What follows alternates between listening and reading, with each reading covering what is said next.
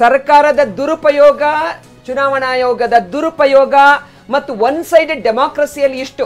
ಅದೇ ನಿತೀಶ್ ಅವರು ನಮ್ಮ ಜೊತೆನೆ ಇದ್ರು, ಅದೇ ಚಾಲಕರ ಬಸ್ ಓಡಿಸ್ತಾ ಇರ್ತಕ್ಕಂಥದ್ದು. ನೇರವಾಗಿ ಕೇಳ್ಬಿಡ್ತೀನಿ, ಅಂದ್ರೆ ಇಲ್ಲಿ ಪಕ್ಕಾ ಗೋಲ್ಮಾಲ್ ಆಗಿದೆ ಅಂತೀರ ನೀವು? ಅಲ್ಲ, ಗೋಲ್ಮಾಲ್ ಅಲ್ಲ. ಪೊಲಿಟಿಕಲ್ ಮ್ಯಾಥಮ್ಯಾಟಿಕ್ಸ್ ಅಲ್ಲಿ ಚುನಾವಣಾ ಅಕ್ರಮಗಳನ್ನ ಮಾಡೋದಕ್ಕೆ ಎಲ್ಲ ಸಾಂವಿಧಾನಿಕ ಸಂಸ್ಥೆಗಳನ್ನ ದುರುಪಯೋಗ ಮಾಡಿರ್ತಕ್ಕಂಥದ್ದು. ಅಮಿತ್ ಶಾಜಿ ಅವ್ರಿಗೆ ನಾನು ಹೇಳೋದು ಇದು ಅಹಂಕಾರದ ಪರಮಾವಧಿ ಅಂತ ಅನ್ಸಲ್ವಾ? ಅಹಂಕಾರದ ಪರಮಾವಧಿ ಅಂತ ಅನ್ಸಲ್ವಾ? ಇದು ನೋಡಿ ರಂಗನಾಥ್, ಒಂದು ಮರಮಕಲ್ ಸರು ತಾವೆಲ್ಲ ಒಂದು ಮಾತು ಹೇಳಿದ್ರಿ. ಒಂದು ಯಾವುದೋ ಮಹಾನ್ ನಾಯಕರ ಹತ್ಯೆ ಆದಾಗ, ಡೆತ್ ಆದಾಗ, ಬಲಿದಾನ ಆದಾಗ ಒಂದು ಇಮೋಷನಲ್ ಇದರಲ್ಲಿ ಇಂಥ ರಿಸಲ್ಟ್ಸ್ ಅನ್ನು ಬರೋದನ್ನ ನೋಡಿದ್ದೀವಿ.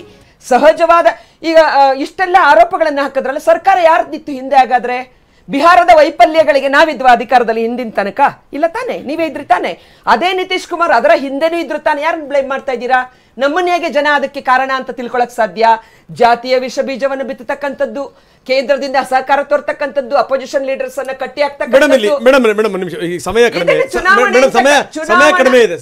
ನಾನು ಹೇಳ್ತೀನಿ ಪಾಯಿಂಟ್ ನಂಬರ್ 1, 2, 3 ಈ ಬಿಜೆಪಿ ಗೆಲುವಿಗೆ ಕಾರಣ ಏನು ಅಂತ 1, 2, 3 ಹೇಳ್ಬಿಡಿ ಮೇಡಮ್, ನೀಟಾಗಿ.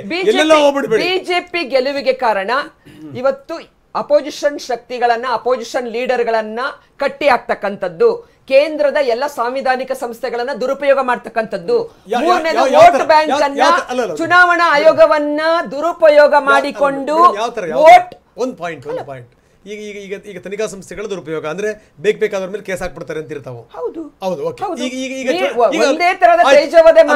ಕ್ಲಾರಿಟಿ ಸಿಗ್ತದೆ ಮೇಡಮ್. ಈಗ ಚುನಾವಣಾ ಆಯೋಗದ ಬಗ್ಗೆ ಅದಕ್ಕೊಂದು ಎಕ್ಸಾಂಪಲ್. ಚುನಾವಣಾ ಆಯೋಗದ ಬಗ್ಗೆ ವೋಟ್ ಚೋರಿ ಇವಾಗಲೂ ಅದೇ ಹೇಳ್ತೀವಿ, ಅದನ್ನ ತನಿಖೆ ಆಗಬೇಕು. ಇವತ್ತೆಲ್ಲ ಸತ್ಯ ಸ್ವಲ್ಪ ತಡವಾಗಿ ಬರಬಹುದು.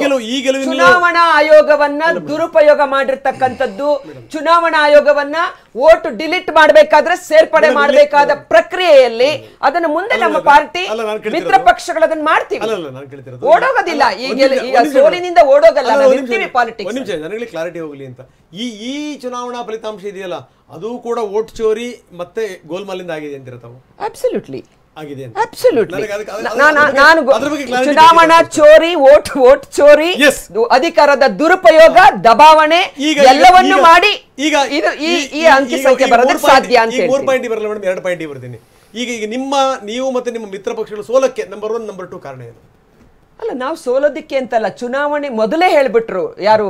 ತೇಜಸ್ವಿ ಯಾದವ್, ರಾಹುಲ್ ಗಾಂಧಿ ಅವರು ಚುನಾವಣೆ ಆರಂಭ ಆಗುವಾಗ SIR ಶುರುವಾದಾಗಿಂದನೂ ಹೇಳಿದ್ರು, ಡೆಮಾಕ್ರಸಿಯಲ್ಲಿ ಅಪೋಸಿಷನ್ ಧ್ವನಿಗೆ ಬೆಲೆನೇ ಇಲ್ಲ ಅಂದ್ರೆ, ಒಂದು ದೂರ ಕೊಟ್ರೆ ಅದಕ್ಕೆ ಒಂದು ಚುನಾವಣಾ ಆಯೋಗ ಸೂಕ್ತ ಪ್ರತಿಕ್ರಿಯೆ ಕೊಡೋದಿಲ್ಲ, ಕ್ರಮ ವಹಿಸಲ್ಲ ಅಂದ್ರೆ ಏನ್ ಮಾಡ್ತೀರಿ? ಒಂದು ಚುನಾವಣೆಯಿಂದ ಹೊರಗುಳಿಬೇಕಾಗಿತ್ತು. ಆ ಥ್ರೆಟ್ ಅನ್ನ ಕೊಟ್ಟಿದ್ರು ಅವರು.